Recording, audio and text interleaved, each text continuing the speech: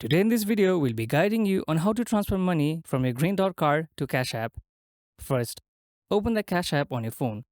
From the home screen, tap the profile icon in the top right corner. This will take you to another menu. Scroll down and select Linked Banks. On this screen, tap Link Debit Card. You'll be able to enter your Greendot card information. Start by entering your card number, then input the expiry date, followed by the 3-digit CVV code. Finally, type in your zip code, which is the same as your postal code. After entering these details, tap Link Card in the bottom right, and your card will be linked. Once the card is linked, go back to the Cash App home screen, tap the bank icon in the bottom left, and on the next screen, tap Add Cash.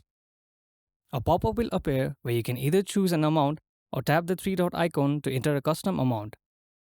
Then, hit Add Cash. Confirm with the Cash App PIN, and you're all set.